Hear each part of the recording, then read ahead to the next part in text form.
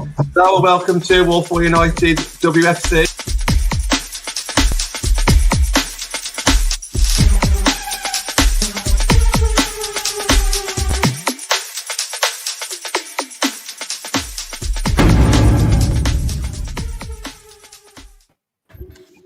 Hello and welcome to AFU United, John Foster, UFC.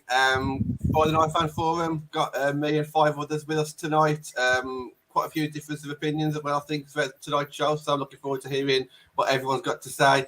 Predominantly a show about Mark Skinner today. I think he's been on the forefront of everyone's mind this past week, and same goes for today as well with his recent quotes, which we'll get into shortly. Breaking news today, Man United women's team will be playing at Old Trafford. That'll be in the return match against Everton, so we're looking forward to that one, March 27th, I believe. Andy, just start us off on that one, mate. What are you thinking?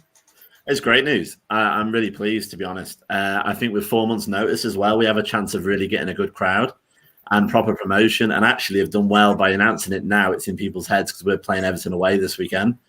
And I'm hoping that we're definitely going to beat the WSL attendance record, which I think... Haven't we already? Well, is it the Etihad one, or was it the London one? That's what I mean, for like, hopefully, because it's a bigger stadium, we might get there. Yeah.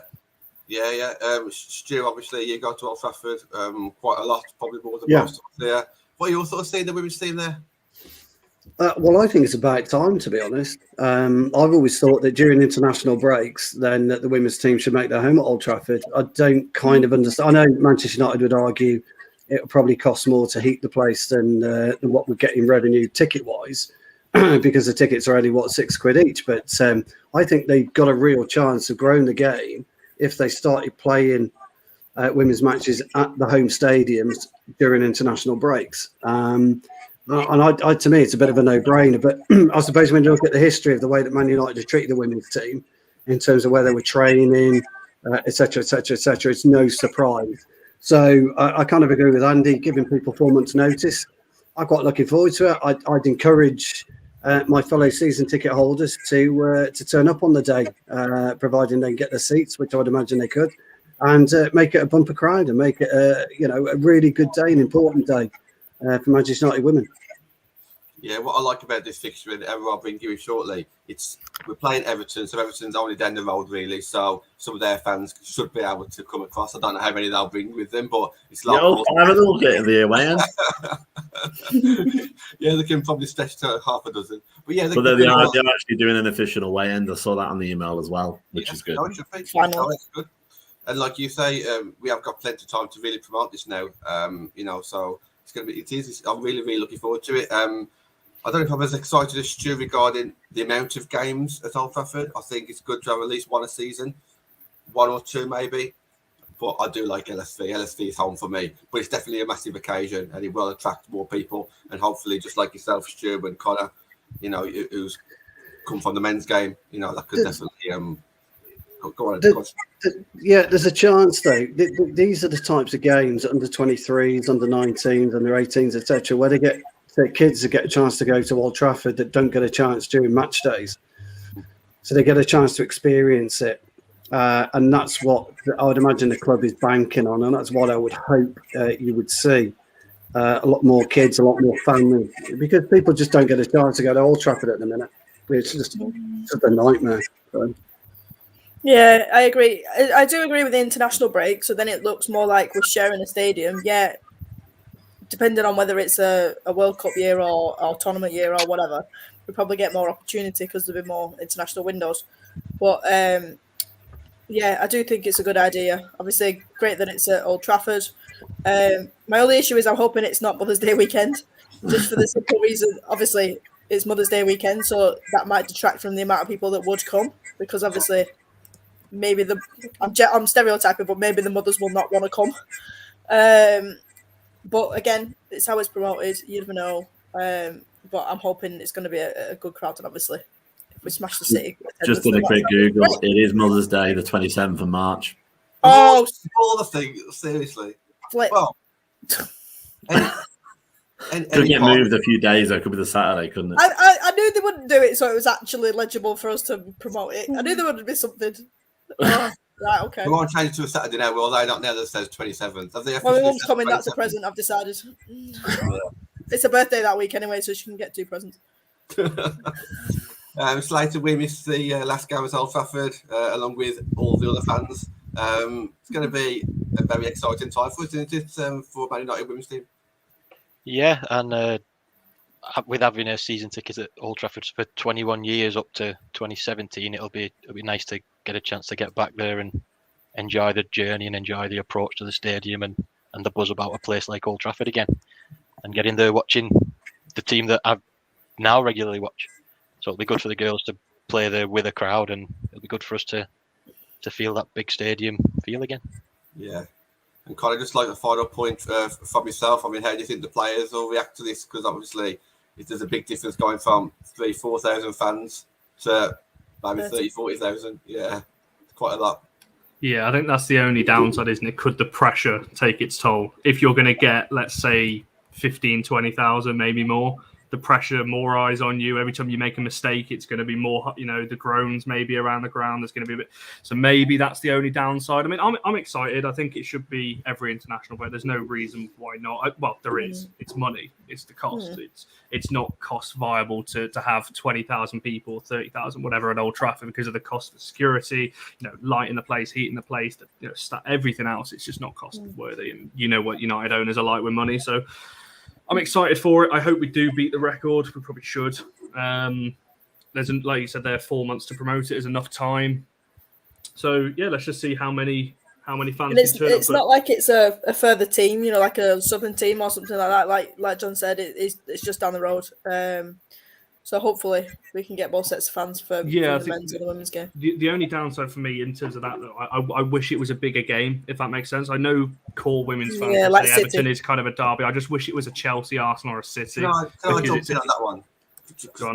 I'm kind of scared if we was to play a Chelsea, City, and Arsenal, we may lose it. And at least this one we're going in as favourites. And imagine the first game at Old Trafford with fans, and we end up losing 6-0 to Arsenal. No, I'm just saying. I can kind of see. I'd have preferred probably an Everton, to be honest. I don't mind an Everton because it is fair local. I think Tottenham would have been my first choice, but they are miles away, so I can kind of understand Everton now. So yeah, I think that's pretty decent. This show is going to be about Skinner. So just on this topic, I think I was chatting to either Andy or Connor about this, about how Skinner going to be at Old Trafford. I think he's going to be loving it. I think he's going to be wearing his best suit. He's going to have his haircut. He's going to have all the sayings under the sun. He's going to be walking around. He's going to be reveling in the moment. And did you want to touch on that? All the real cream you can have in Manchester. And do you touch on this while I get the recent quotes up, please, mate? Great. I just thought on if it was a full house or near a full house, actually, is he going to get overawed by it a little bit? I don't know off the top of my head what the capacity for Orlando Pride is, which is probably the previous biggest stadium that he did. 20 something, I think, 20 something, 30. Not that they've ever got anywhere near that. I was about to say, has he ever got anywhere near that? Because I don't know. Right. I think they had some attendance record on it. It was 12 or 13 or something like that. Right. Okay. So yeah, maybe he'll be all right. Well, as I say, we're going to go on to the comments in a bit, but I suppose it very much depends on what comes out of his mouth, whether or not he's going to be comfortable or not when he's there. I would hope that he's going to give at least 10-20% by being in such a big crowd, and I'm hopefully he'll be rising to the occasion by March.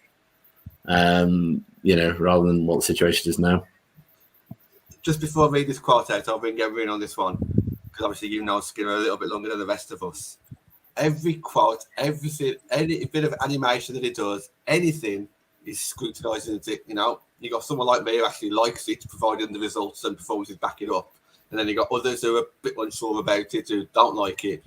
I don't know if he just doesn't know if it's coming or going now with the fans, because he just, everything he does or says, he's just going to get scrutinised, isn't it?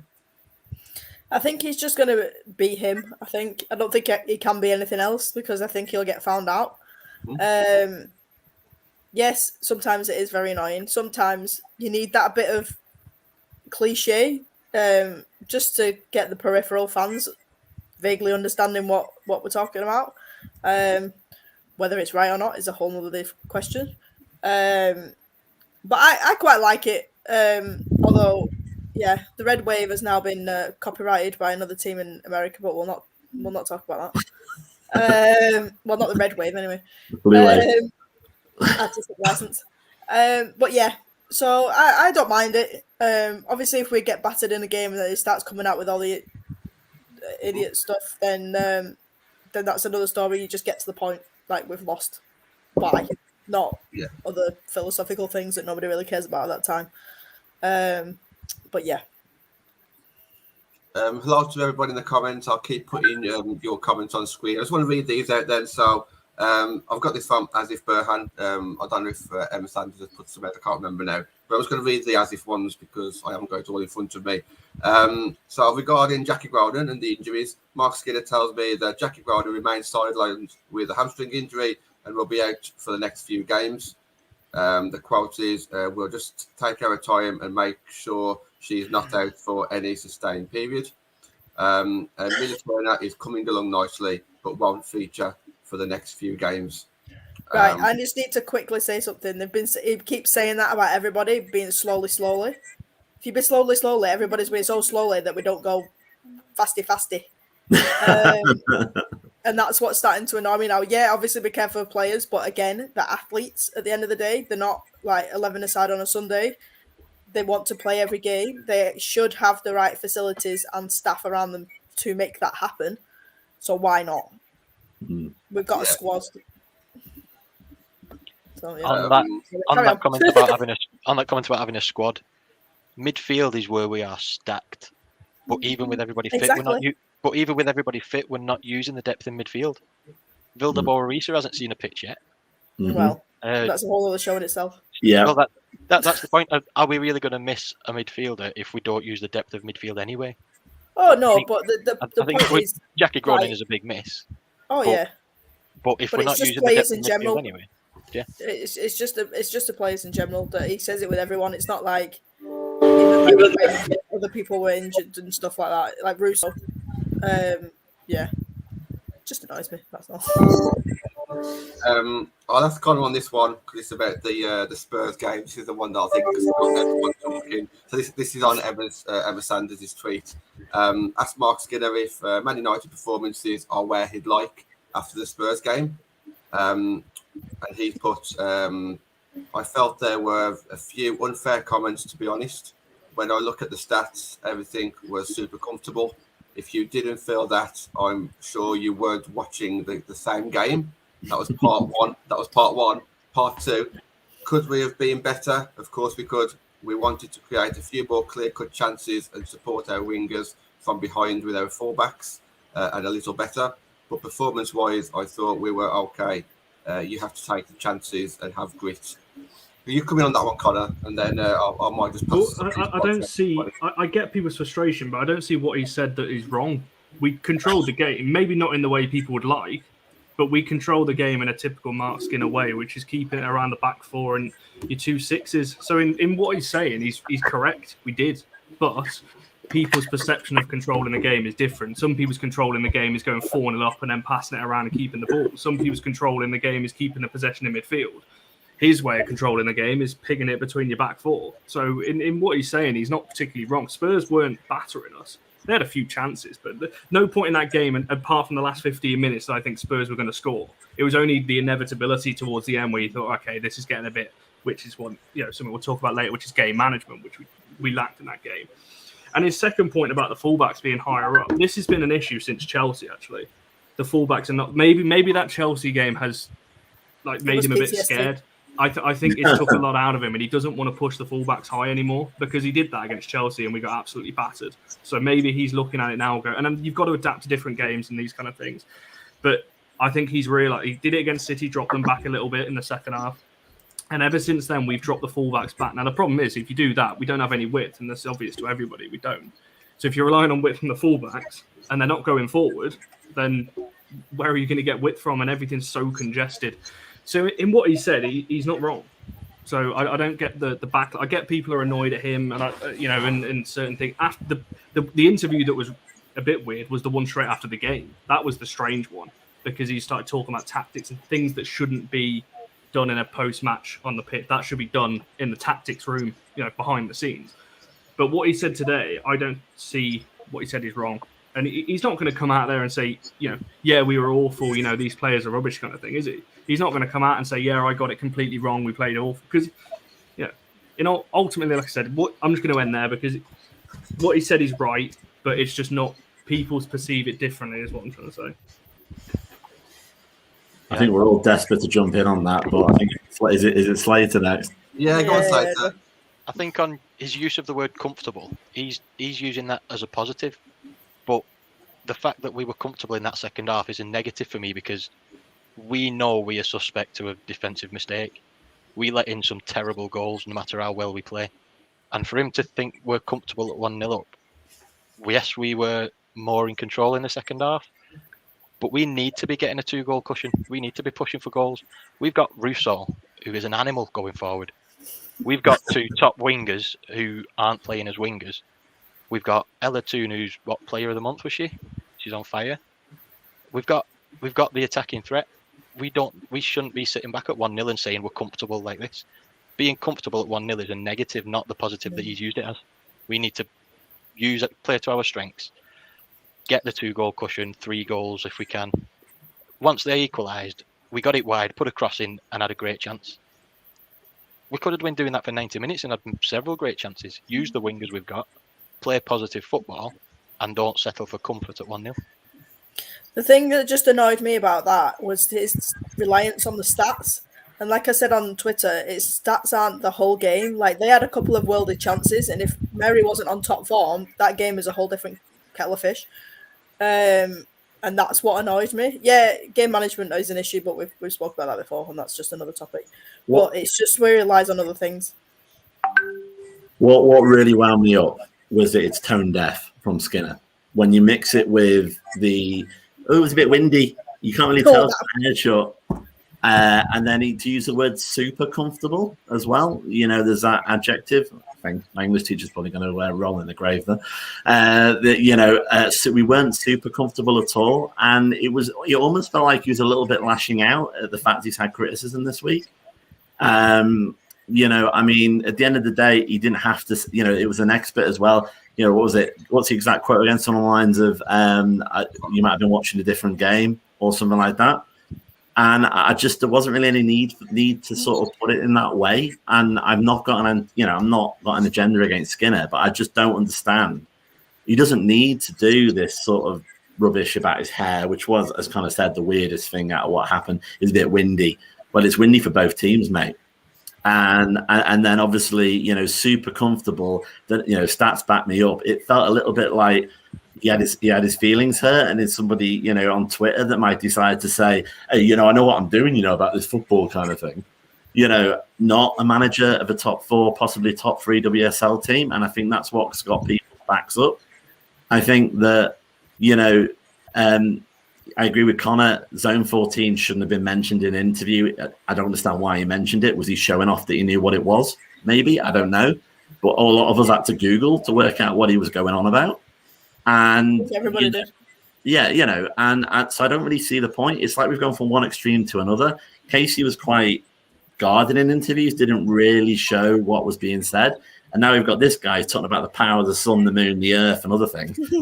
on one side, and he's going on about, as I said, almost like Twitterati kind of style comments on the other. Well, all I want from my manager is to get the best in the players and to pick the best players on the pitch, and have the confidence to rotate in midfield, which clearly he hasn't got. Gonna jump into it before I say more. Am I going now, Mike? Yeah. Yeah, look, I view it a bit differently, really, to most of you guys. Football, it's a difficult game at best. It's not as simple as the eye test. I see it all the time. I hear it all the time, and I read it all the time. People use the eye test as their way of looking at and viewing a game of football, and it just doesn't work like that. When you're actually out there in the middle of the park, it's really down to you as individual players to make sure you're concentrating on your own game, to make sure you're playing for the best of your ability, and the players around you are playing at the best of their ability. And what tends to happen is people So support is in general, and it happens in the men's game right across the board. It happens down at junior level, in fact, right through the ranks. Everybody views the game differently. Now, that doesn't mean they're right, and it doesn't mean they're wrong. It's just that people view it differently. And when I listen to the likes of Mark Skinner, he's going to be the most scrutinised manager in the WSL, not because of who he is, it's because who he manages. And when you look at some of the managers in the past, I mean, what's her name from Chelsea? Emma Hayes has spouted some absolute bollocks in the time that she's been at Chelsea, but you wouldn't get the same type of scrutiny that what Mark Skinner will get because she's at Chelsea, she's not at Manchester United. And unfortunately, managing Manchester United comes with a huge amount of pressure and eyes are just burning on you. He needs to potentially be a bit more ruthless. He's not ruthless enough for me. He needs to be a little bit more vocal on the sidelines. I know he pops around like a jack in the box, but is he actually giving the instructions that needed? Having said that, though, are the players utilising what they're taught during the week in training? Are they taking it onto the pitch? I talk about application all the time. You see, application is a real big thing for any footballer. You can speak, you can do, you can coach as much as you like, but if you don't apply it on a match day, it's a real problem. And there are issues with the side. There's no two ways about it. There are issues with our build-up play. There are issues with our shape on occasions. There are issues with players going hiding. This is what, if I was Mark Skinner, this is the type of thing I would be mentioning, not throwing players under the bus or anything of that nature, but I would mention it. Look, we are working on certain things. It's not quite right. It's not how I want to be playing. We're not fluid enough. And the girls have got to, sometimes a professional athlete, as Emma said, they've got to just suck it up, take the criticism and get on with it. But I'm not so sure Skinner covered himself in glory, but I think what he was trying to say, and I don't think he put it across right, was that we did control the game. Now, look, I saw the second half, and I did think we had a good amount of control. But I did say to Connor, and I tweeted him during the game, I felt we would concede. I don't know why. There was just something about the game. I could just tell. There was no real flow to it. We weren't in any danger, but I could just tell we were going to concede. And we'll come on to concentration a bit later. But Skinner, for me, although I think I agree with what he said, I just don't think he articulated it as well as he should. Can I just quickly on the back of what Stu was saying as well? I think I said this to you, John, yesterday backstage. I think as well, the reason why that clip after Spurs went so viral is because of what's happening in the men's. And United fans at the moment are angry at Ollie from the men's side, and they're clipping up everything Ollie says and everything else. And now they've seen Skinner say this, and they've got, oh, bloody hell, we've got two managers that are talking rubbish on things. So now Skinner's now going. And I think this wouldn't be spoken about as much if the men's side as well wasn't in such toxicity as it is, clipping everything that Ollie says. And now we're seeing it with Skinner. That clip, I think we said yesterday, I think Nat said it, that's gone about 600,000, 700,000 views or something. And I think it's because a lot of people are seeing it in the comparisons, which they shouldn't be doing. But I think that's had a big impact on what we're now seeing on Skinner. I just think, again, when you're saying about the players listening to Skinner, I'm just thinking, going back to Orlando, all those massive players that he had, I'm very, very surprised that they actually took any interest into what he said. And coached him on a daily basis, because they've been in other teams over the years because, again, retirement FC. And I think they've got their own little player collective. And I think that's one of the reasons why he left when United came up, because he just wasn't being listened to. So if that's going to be on his mind coming into this, then that's something he needs to give his head a wobble about. I think that's a good point there, Emma, if I'm honest. Just coming away from that a little bit, there's a couple of observations for myself. I think part of the fan base has probably already made their mind up about Skinner already. I think that the mind could, the heads could change a little bit, but I think if you don't like the way he talks, then that's not going to change. I don't think that's going to change. I think it might calm it down a little bit, but generally, why should it change? I think the amount of detail as fans that we go into, we're talking about some of the words that he uses. We're defining what he means by comfortable. This is the amount of detail the fans are going into. One interview out of several, one word out of a potential 6-minute interview, and we're just like talking about one word, and You know, we talk about hair blowing, you know, all this kind of stuff, and we're jumping on it. And potentially, there's some fans out there disliking Skinner now just by using these couple of words. I think it's mad, and you know, I'm not saying that he's great, but I am kind of defending him to a point because I don't think he's going to change. So I think fans are either going to be very unhappy at every interview that he does, or I can't see it changing. To be honest, I think he just kind of just like, this is the way he is. Kind of like deal with it. I don't know if that was addressed a little bit there, but I don't dislike. I've not got an agenda against Skinner. I haven't made a decision against Skinner. Just to be clear, I just maybe it's correlation doesn't equal causation, and the fact it was sort of blowy hair and then quite a defensive comment that's probably caused it a little bit. I think, you know, I think the fundamentals, like I've said on the channel before, about, you know, him adding value to players and him being a good player manager. And actually, if you look at the table, we're not in that bad of a position. That, you know, that's fine. And obviously, you know, it's a text quote. I haven't seen the video or what he said today. Obviously, none of us have. So, you know, tonal inflection is quite a big deal as well.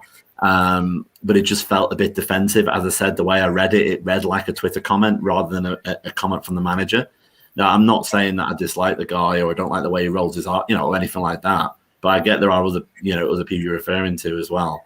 I just wanted to say that, you know, it has just been a week and we didn't even lose on Sunday, but he's not covered himself in glory in the last 2 games. It doesn't mean he's going to say. I thought it was quite endearing about the red wave. We used to joke about it and smile about it and energy, and I don't see that as a problem. I'm not saying he should change the way he speaks, but you know, he's just said a couple of stupid things, which we've all done, you know, and it doesn't affect his ability as a coach. What does affect his ability as a coach is his inability to rotate certain players. But we might get into that. That's something that we can obviously. I understand that. Just to end this, I mean, Nick's put a comment up. I missed it. Like talk about from a coach's point of view to an interview. I get that as well, but I just don't even think it's that much of a big deal. I think we're just like, I think if you dislike someone, you'll always try and find negatives in something, and I just don't think we need to do it. That's just my opinion. I think if we start losing a lot of games and we start just dropping down to 5th, 6th, 7th after Christmas, yeah, you know, I'll be on that. I'll be like, yeah, maybe not great. But I just think, you know, obviously I'm a bit different to some others. Thing is, John, is football fans are fickle anyway. Ollie on the men's team is on a complete no-win situation now. He could go on a 15-match winning run, and it won't matter. It won't change fans' opinion. Skinner's just kind of, you know, developing his own relationship with the fans. Whether he's doing a good job or not, you know, it remains to be seen. I suppose at the end of the day, we've got to get behind him. We've got to support him because that's what you do for the club. That's what you do for the manager. But like I say, you know, Skinner will wind some people up. Some people he won't wind up. It's just one of those, isn't it? It's just being a football manager. And it's how he deals with it, really, moving forward, isn't it? We'll see what happens on Sunday against Everton. And then we've got the big one at Arsenal, haven't we, at LSV? There's a Conti Cup as well, isn't there, as well, against City. So we've got 3 difficult games coming up, and he's got to make sure he navigates the team through those 3, you know, difficult games. And if he does, his conversation that we're having about will be a moot point anyway, because nobody would be bothered about it. It would have been just shoved under the carpet. But it's just how football fans are. We're all the same, every single one of us. So. Cool. Okay, then. So, Emma, the topic on the thumbnail, you thought of it. What's your thoughts behind it? And then, obviously, I'll put it up a little bit. And Andy, I know Andy's got a great topic as well about what advice we should give Skinner. So, I think we've got a couple of good topics there to come into for the second half of the show. Yeah, I just had a bit of an epiphany on the train home from work the other day. Just would Skinner be? Would he be as attractive to United if Birmingham were still good? There's varying reasons for that. Obviously, there's been a massive decrease in investment. Their good players have left. As I was looking up for before today, that team that went to the FA Cup final included Ellen White, Ethan Mannion, Adrian Hergerberg, Sophie Bagley, Jess Carter, and obviously, and on the bench, Berger. So that team was a decent team, and obviously that obviously helps. But if they were still prevalent now and hitting that top six area like we are, would he still have been considered? Apart from this whole wonder season that he had with them, yeah, that was my discussion. And did you want to jump in first? I was kind of pass it around a little bit about maybe just that kind of that point really, the fact that Birmingham have suddenly dropped to the bottom of the league the last couple of years, and it's kind of fell in line with Skinner leaving. So I think it makes him potentially look better than he maybe was, or he might have been his cause. I don't know. Let's see. I think the main thing that I liked about Skinner and still like about Skinner on paper is that he's a good player manager and he's good at adding value to players. But obviously, I wasn't actually aware of the quality that he had in the FA Cup final. I was thinking it was more like the existing Birmingham team. So maybe actually that added value isn't as big as I thought it was. I think, to be honest, United was always going to go for want of a better word, a middle to lower level WSL manager to come and add value. At the end of the day, technically, Casey was her first managerial appointment. Remember, to get us. So they have a habit of going for sort of newer managers or managers that can add value, or if you wanted to be more negative, cheaper managers maybe. But I think you could probably make an argument both ways. I mean, I saw the last game that that he did before he went to Orlando, and at the end of the game there was genuine emotion from all of his squad, and they all ran over to him, and you can tell when it's genuine and when it isn't. So I think maybe that's another part that wouldn't have been affected by that. Maybe United were thinking, okay, we'll have a small squad because that's the way we roll it seemed, but we'll have a united squad, and if you can add more value to players, which is what it looked like he certainly could do if he's made a Birmingham, goes to the FA Cup final, and that probably was his biggest selling point as a manager. But obviously, maybe it's not as big as it maybe looked at, because, as you say, the quality of Birmingham's dipped quite a lot. Sorry, I was reading the private chat as well. Go on, Emma.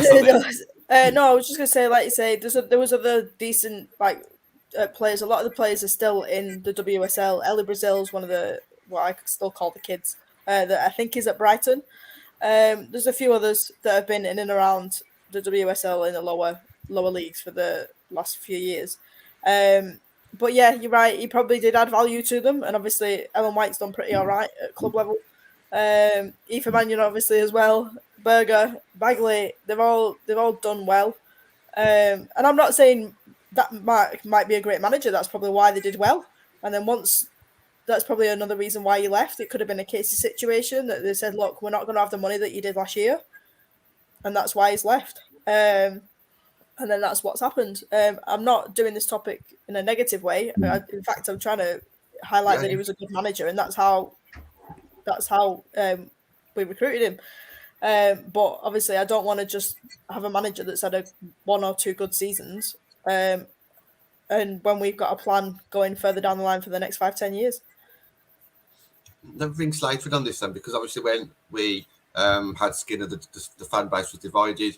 I think a lot of fans who knew him previously before he went to America actually said positive things about him. They said how well he did at Birmingham, how well he done with the WSL, and that's how you should be judging him more than what he did at Orlando, because it was obviously a different ball game. What are your kind of thoughts on this topic? Because he did do really well at Birmingham. Okay, he might have had better players, but you can't hold that against him. He's took Birmingham higher than any other manager recently, so that's got to be a good thing. Is that kind of the way that you're looking at it, or do you see it as like a different way? I think the common view is that he had a non-top 4 team knocking on the door and reaching cup finals, which sounds great. But with where Emma's pointed out Birmingham's downfall since then, is that because he left? Is it because they lost a lot of good players? And I think the main point is, whatever the reason of it, the fact that it happened makes him look good, whether he is or not. And that's, I don't know how good he is.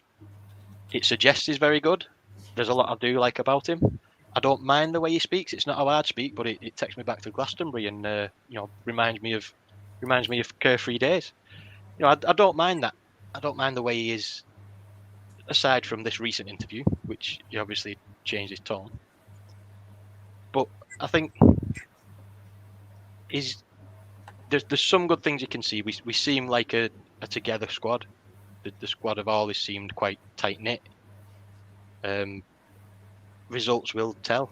We can't every time we come to a game we think, right, we've beat the teams we should be beating. That's something we weren't doing last season.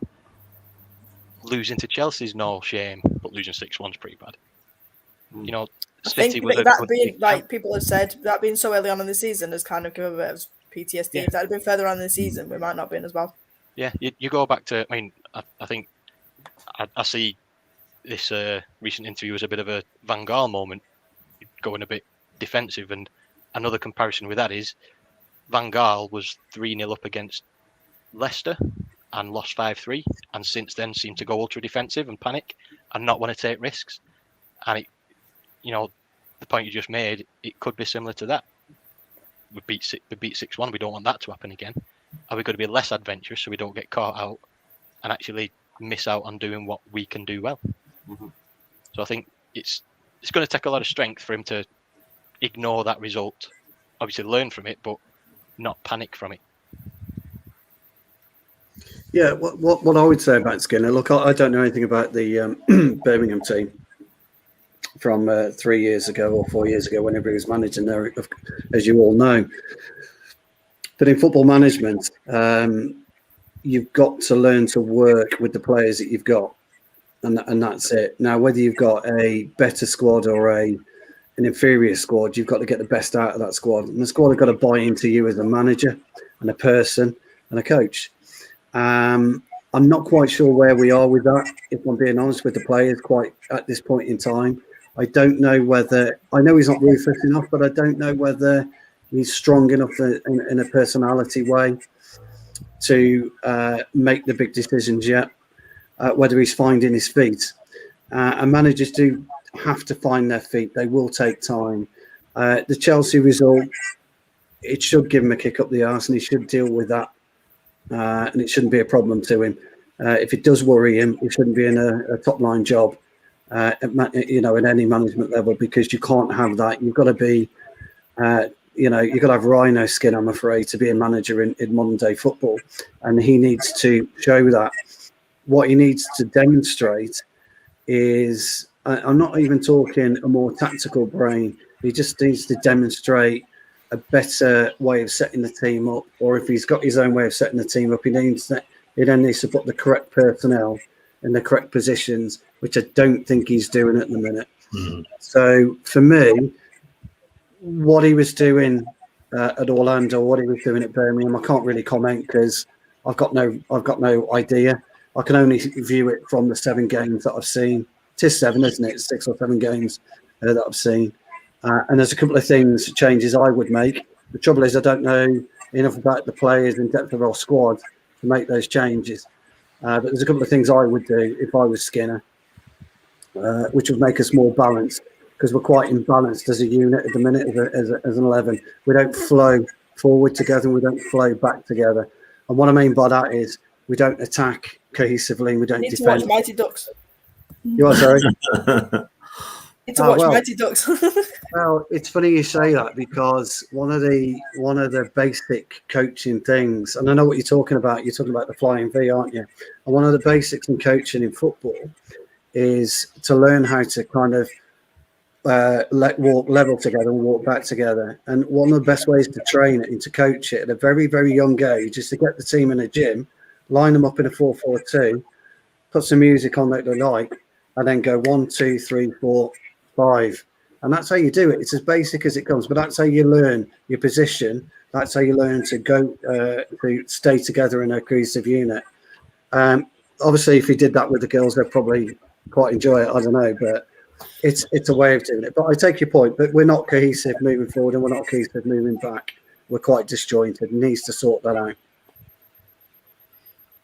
Do you want to kind of summarise this topic then before we move on to Andy's? Yeah, like we say, we discussed the good and bad points. Vicky made a great point. He peaked at fourth, and we've done that for 2 seasons now. So is he the right manager to get further than that? He was a young manager at Birmingham, so him and himself probably wants to push himself further. Because if we look at it in the grand scheme of things, it was a failure at Orlando. We'll just ignore Orlando. So that's probably another reason why he's come back. He wants to test himself, and I admire that. He wants to better himself in his career and prove to himself that he can do the job. And we will back him unless he keeps talking about the wind in his hair.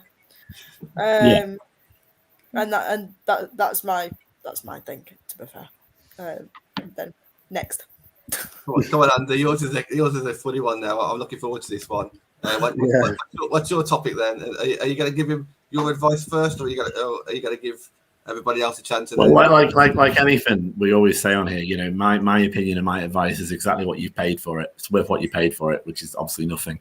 So at the end of the day, it is just that. I think, there is a difference between. I'm not, just to clarify sort of earlier the points from the show. I wasn't like being so picky and saying I don't like the way he sort of said this tea or that tea.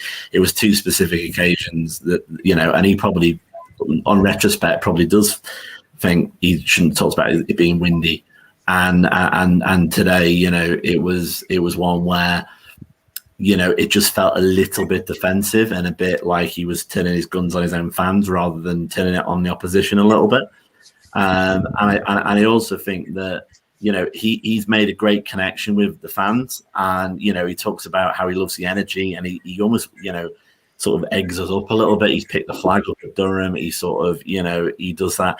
So you can't really have both ways. If you're wanting to sort of build us up and wind us and build us up, you are going to get burned if you're not careful a little bit. But no, my topic essentially is, if you had a chance to speak to Skinner, what would you tell him? And to be honest, stop laughing, John. And to be honest, I would say, he's only been 7 games. As I said at the end of Monday's show, Brighton are on 13 points. Sorry, is it Tottenham on 13 points? Yeah, Brighton's on 12, and we're on 11. If you look at the prize being 3rd place, we're essentially just 2 points off what we need this season, and that's a different way of looking at it. I think what I would say to him is, obviously, I think the fans will back you all the way. That I think you are going to add value to players. But I think the problem that I would like him to do is to create consequences for bad player responsibility. That's like what Stu was saying. We are quite stacked in midfield. We've also got a big problem in midfield. So we've got enough people to create a consequence for bad performance. And I don't really understand what Villa Bellarice has got to do to get on the pitch. So what I would say is that, Skinner has to trust himself. And if there's a particular player which anybody can see needs dropping, he needs to rotate it, not just for the for the team, but also for that player as well, because obviously players need to get form back. They need to get away from the spotlight a little bit, and it benefits that player as well as it benefits the team, because Villa Bellarice is a top class Norwegian international. If she stays on the bench and never plays, she's gonna leave. That's just a fact of life. Players want to play. So I would say, create consequences for poor performance. If you are trying to embed a particular style of play, then I appreciate it takes a while for it to bed in. But you need to use the natural analysis points, January and summer. And if there's clearly a player, whichever that player may be, I'm not actually referring to the one I was referring to earlier now, just any player, and they're not going to fit, you need to move them on and bring someone in who does. Or you need to back them and say, yeah, you're really getting it, and give them the confidence that you understand my playing style. And I think also another thing, and links to what we were saying earlier, that I would say to him is that you are managing Manchester United. You are not managing Reading or yeah, exactly. Another team where there's about 4 fans that travel up and nobody really watches or cares. this is a large thing, and he might even think quite sort of benignly, right? This is an analysis year. We're gonna get in, we're gonna look at it, we're gonna bet in for year 2, year 3, year 4. Well, if anything, you could look at it another way, and I would say to him, you've got your two-year contract with an option for a third. Be brave now. People are going to give you the opportunity to be brave now. If you're scared of your own shadow and you don't want to make any changes, and it ends up being mid-table end of the year, you're going to be under more pressure next year. So basically, what I'd say is maybe it's a similar thing. I'd say to Skinner that he needs to go back what he's good at, which is obviously adding value to players. And as I say, create consequences for poor performance, especially in midfield. But I'm just what view anyone else would say. I know John would say, "Can I have your autograph?" and I love your accent, but we can sort of. I'll say mine at the end. I'll come to Connor. I think I do think it's a great topic, and I'm sure we've all in our heads kind of acted at that moment. I think Natalie's already had that moment once or twice already, speaking about Marine Edwards and telling to play faster. So, but Connor, what about yourself on this one? Yeah, I'll keep it simple. It's that there's not too many changes he can make, to be honest. I know people have got their issues in midfield, but I do feel like certain people or fans, whatever, on social media, in the ground, whatever, are waiting for mistakes so they can go, "I'm right," and it does feel a bit targeted sometimes. Now, I agree with what Andy's saying. There needs to be consequence for poor performances. But if that's the case, half the squad would be rotated. Everyone's had a poor performance this season. At the weekend, I'm not going to name players because it just feels like you're calling people out then. But there's so many players on Sunday that had poor performances, but they're brilliant players. So you've got to be careful with that. Although I do agree. Now, the one thing I would just say to him is, I actually don't mind his system, and I said yesterday he can win with this system, but he can't win with this system if he's going to persist with 2 6s. He needs to play a 6 and an 8. We've got Jackie, who's what I was told yesterday is a good 8, and I think she's an 8 as well. Zellam's an 8, but Reese is an 8. Lad's the 6, and Toon's obviously a 10, and Stan is a 10. We're playing with 2 6s. You're asking whoever it is. Obviously, earlier in the season it was Zellam and Jackie. You're asking them both to play 6, and I don't think either of them can, from what I've seen. So you're asking them to do 2 jobs. I get it. Players have got to adapt, and you got to adapt to the system that's around you. But if you're asking your vital cog in your engine, the midfield, to do jobs that they probably can't do, you're not going to progress the ball forward.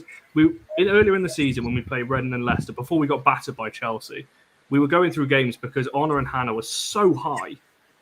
The opposing team are like, "Oh, well, there's 2 fullbacks here. Who do we mark? Do we mark the fullbacks, or do we mark Leah and or Kirsty Hansen or whoever, or Toon in the false 9?" So it was early in the year.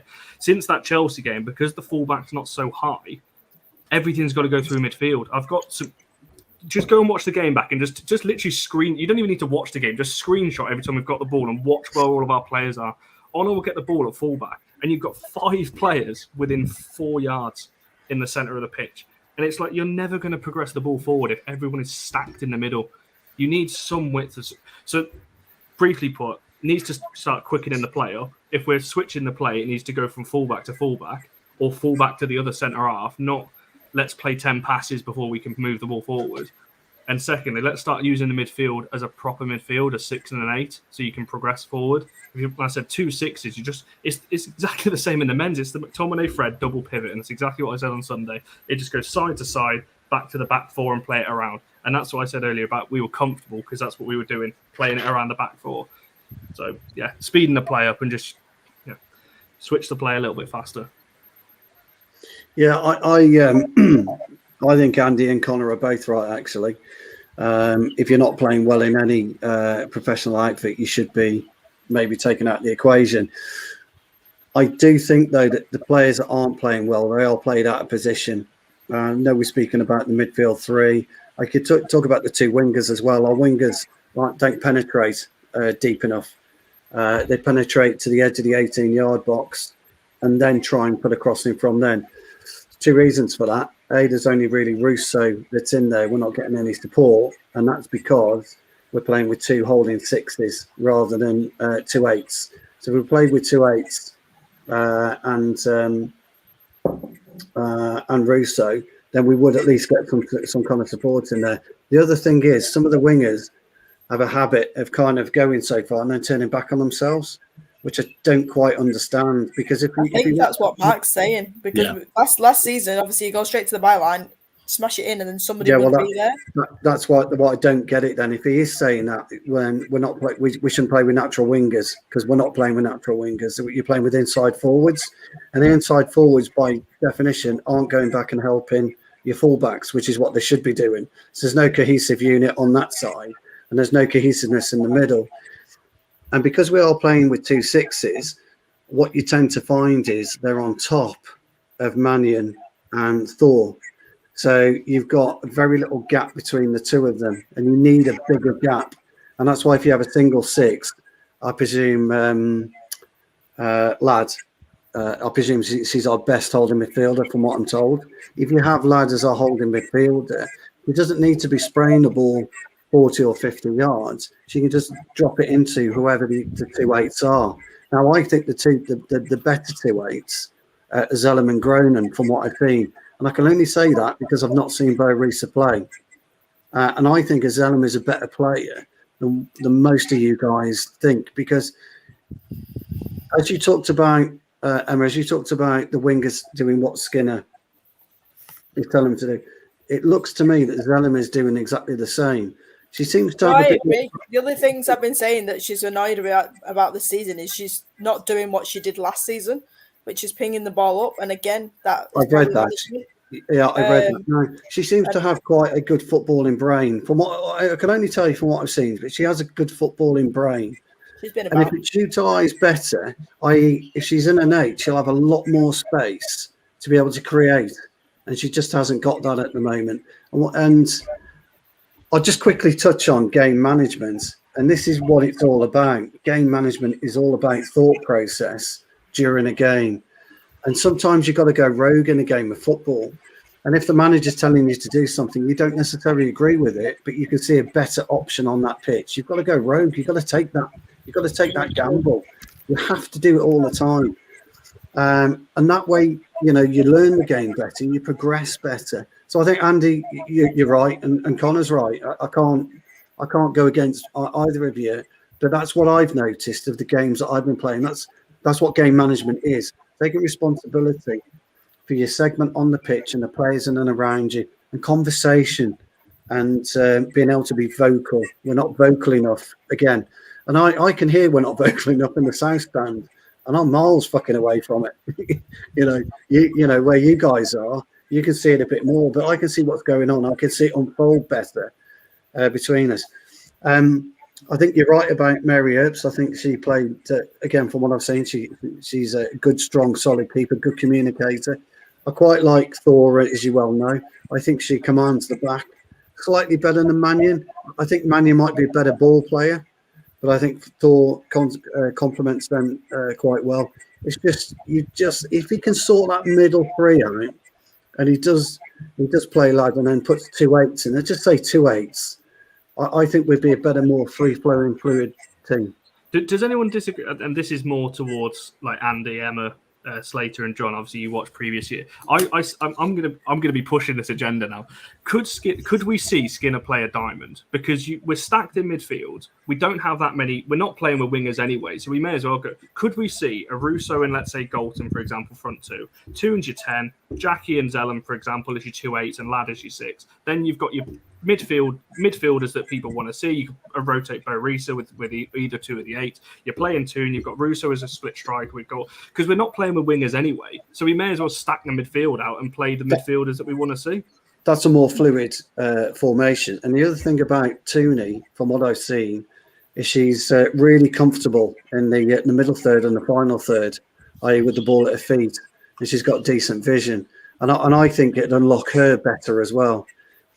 Football's all about unlocking your better players, and you have to find your own space on a pitch, by the way. But it's all about getting the ball to those players at the right time, and I think that would give us a more fluid.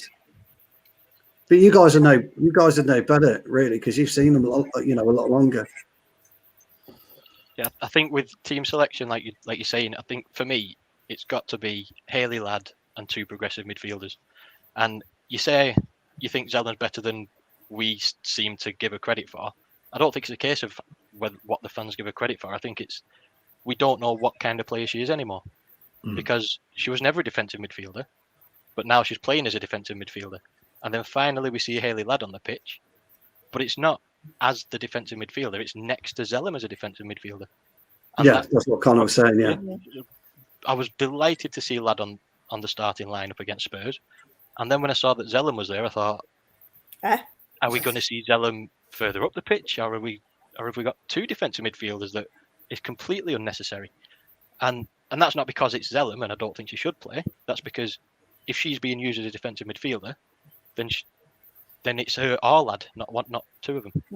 Well, and I think, is that a natural game? Like you say, a natural game is a lot more combative in the middle rather than further back.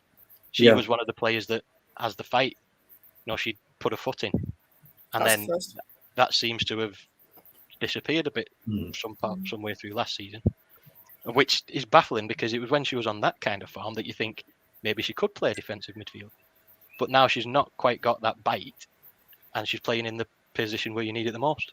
But I think at the other end of the pitch, like you say, we've got two very good wingers, but they're not wingers. They're playing inside, and like you said, and like Connor said, if you're playing them as inside forwards, swap them out for actual inside forwards. Swap them out for your Staniforth, for Toon, behind Russo, for you've got Jackie Gronin, who's got a bit of fight and can also get forward. Vilda Boarisa, from what we're told, because none of us know for sure, in a United shirt anyway. She's got a bit of control in midfield. She's comfortable on the ball, and that's what we need, that bit of comfort on the ball. Hayley Ladd can defend all over the pitch. She can defend from our own corner. If we lose the ball from a corner, she's there. She's defending on the edge of their 18-yard box. You've got her on the pitch. You can afford to have more progressive players around her. You don't need to be so defensive when... Absolutely. We've got... Our defence picks itself with Millie Turner injured, basically. But then the midfield, I just don't understand much team selection at all. Even with Gronin injured, we've got so many options, and we seem to be sticking with the same one all the time. We do it in the men's team, though, to be fair, Slater. It happens in the men's team all the time. I think in the men's team, though, the results have shown, not too recently, but the results have shown that McTominay and Fred give us the most stability. Even though they're far from the best players, our defence has been so suspect in the men's team that has shown our best results have come with those two in midfield. That's the interesting thing. Not the most exciting, but in the women's team, we're seeing some games where we're beating teams that we should beat, but games like Spurs, where I think it was Emma said before, it felt like a loss because we were comfortable, but we didn't capitalise, and we didn't capitalise because we had two defensive midfielders, and one of them shouldn't even be a defensive midfielder. If she's on the pitch, she should be further up. She should be getting in attacking positions. She's got a good long shot on her. Get her in positions where she can use it, or get Vilda Boarisa on, get Staniforth on. I actually had a slight bet on Katie Zellum scoring at the weekend because I didn't know whether either Ashley Neville will take somebody out and we get a penalty, or she'd score some free kick. So when we got some, I was like, "Hey, we're not." But yeah. Andy, do you want to give? Is that kind of the advice that you would kind of give Skinner then, the midfield kind of selection, or would it be something slightly different?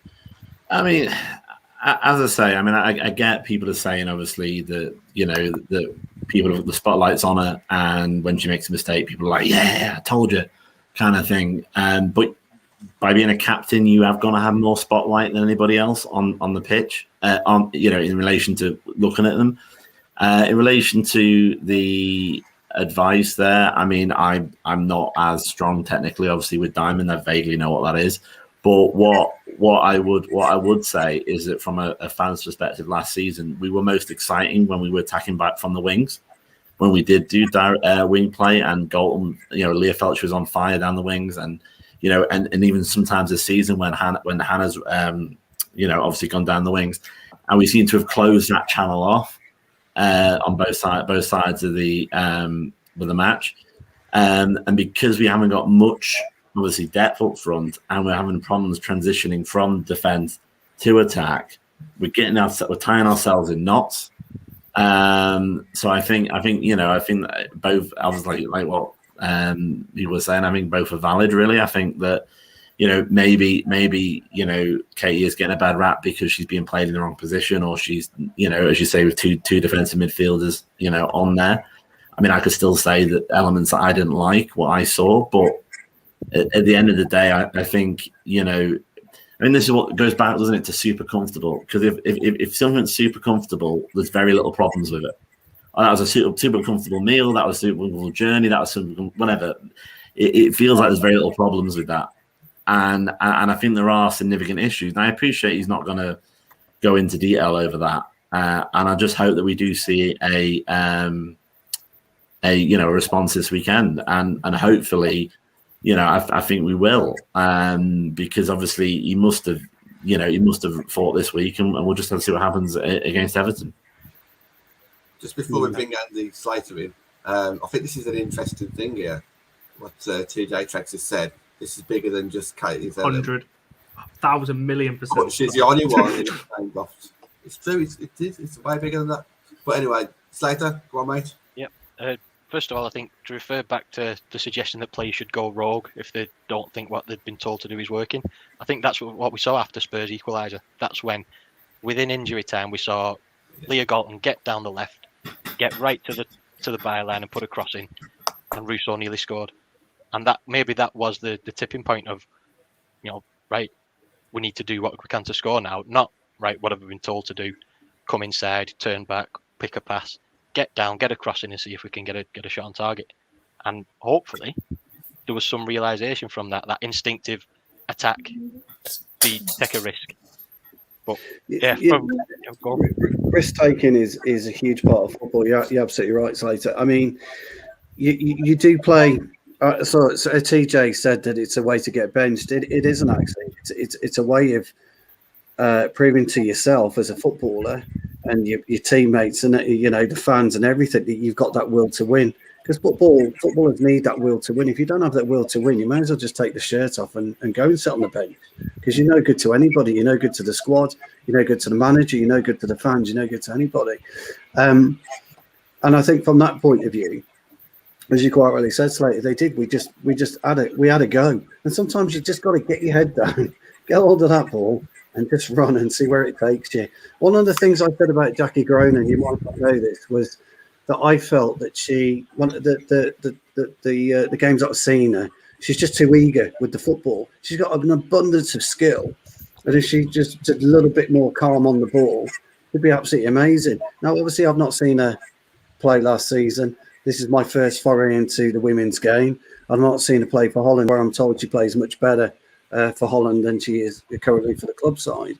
But she's got that ability to unlock defences. But we don't have that risk-taking mentality.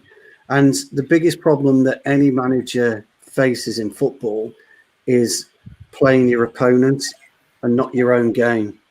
And we need to start playing our own game and not worry about the opponent. You've got to let the opponent worry about us, especially at LSV, where we should be more attacking. We should be more on the front foot. And you can't go into any match scared about whether you're going to win, lose or draw. You go into every match knowing you're going to win that game or thinking you're going to win that game. That's what you should be doing.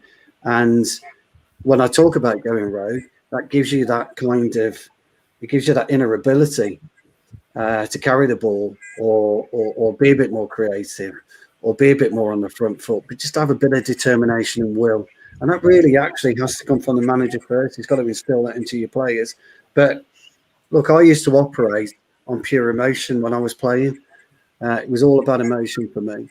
If I didn't win the first header, normally I'd have a bad game at centre half. That was my thing. That was my measuring stick. And all players will have a measuring stick on how they do. I just want to touch on the captain as well, if I may. And it's only a quickie. I don't necessarily disagree, Andy, with what you're saying, but the role of the captain is not what it used to be. In fact, in England, the role of the captain is more revered than it is on the continent. Italy, for example, the captain is the oldest player, not the best player or the most combative player. He's the oldest player. In the UK, we really focus on the captain, and you need 11 captains out there, right from your goalkeeper all the way up to Rousseau. You need everybody pulling in the right direction. You're 10 yards out of position. I need you back here.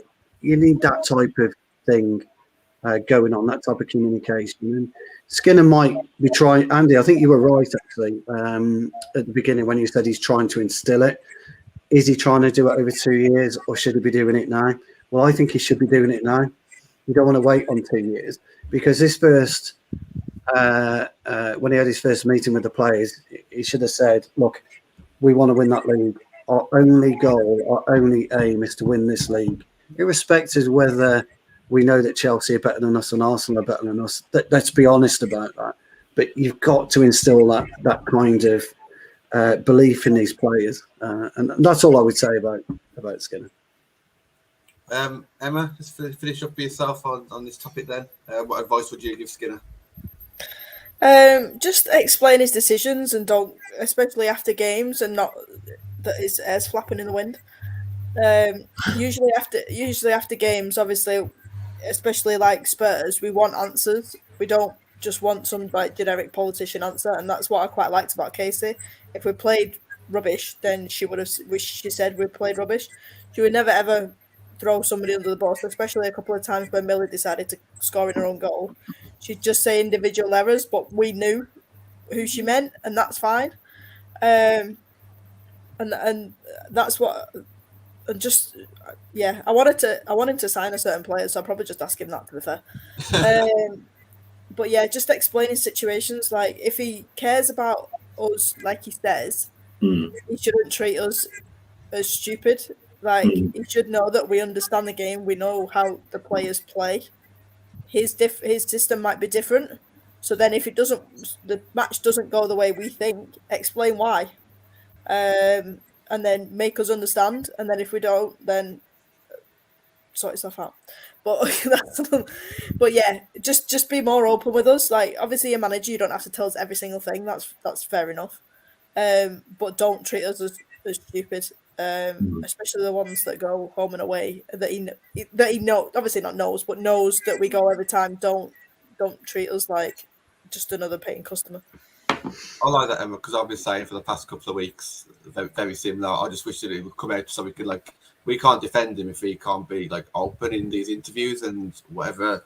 You know, we'd like him to say a lot more, so we could kind of defend him. But at the moment, because he's quite closed off, I don't know why he is. I guess time will tell. I think he's just scared. It's his new job, isn't it? So he's scared to rock the boat. I actually do think he'll give it a season. And then start making decisions, because if he doesn't, he knows that we'll be calling for it. Well, this kind of comes maybe if he gets his feet under the table, we'll see. Yeah, this kind of comes up to my point a little bit, and I think out of everyone, I think Andy at the top. Andy has kind of got closest to what I would kind of say regarding like the transfer window as well. I guess all I would say is if you are 100% sure that this is the right way to go in his performance and his tactics and all this kind of stuff, then go for it, give it your all. Don't let up, because the moment that you start trying something new, then you're going to confuse everyone and it's not really your way. So go the whole hog. If that means you have to get rid of players, then get rid of players. If you have to bring in some new players in January and some of them do it, but just bear in mind that you're probably going to upset a lot of people. Something's got to work, and if it doesn't work, then obviously you're probably going to go. But if he firmly believes that this is the way forward, then do it. And I'll just continue backing him until his time goes, basically. Slater, last topic with yourself. I think all the regular viewers know what's coming. Looking forward to seeing it. Go on, Slater. It's that time again. It's been 3 months since the last one, and issue 3 of the Barmy article is currently with the printer. It's due to arrive with me on Wednesday, so as long as it isn't late, it will be on sale before the Conti Cup derby. I'll hope I'll be in a different place. I'm hoping to get a bit closer to the stadium, catch a few more people. But if not, I'll be either across the road from the statue or Asda. Asda? Morrison's. Asda's miles away. Oh yeah, we're at home, aren't we? I was like, I don't think we're again. So yeah, it's been exciting again. Went from having next to nothing and hoping for more people to contribute to having to try and cut people down and shorten the articles, but it's pretty packed out again. So happy with the amount of content we've got, and Vicky's been on board this time as designing it and doing all the graphic stuff. So it's been great having Vicky involved, and she's well keen on pushing it forward. So look out for me on Wednesday. Well, I'll be at Everton away with 1 and 2 first of all. But yeah, issue 3 is out Wednesday next week at the derby. looking forward to seeing it. I've got the first 2 copies, and I'm really looking forward to Nan Martin's piece in this one. So I'll be picking mine up on Wednesday. We've come to the end of the show then, guys. So it is Friday. So tomorrow is Ben and Matt's Saturday Night Live. That'll be at 7:30. Then obviously all you guys will be at the game. Unfortunately, I'm missing it. I'll be working, but I will be back on here on Monday with the match reaction. So you guys need to all fill me in exactly what happened, and hopefully it's good news. I'm going to shoot off now. Thank you to everybody in the comments. It's been a real good show again for the last couple of weeks. It's been really, really exciting. Karthik, you have to watch it back, unfortunately. And we will catch you again very soon. Thank you, guys.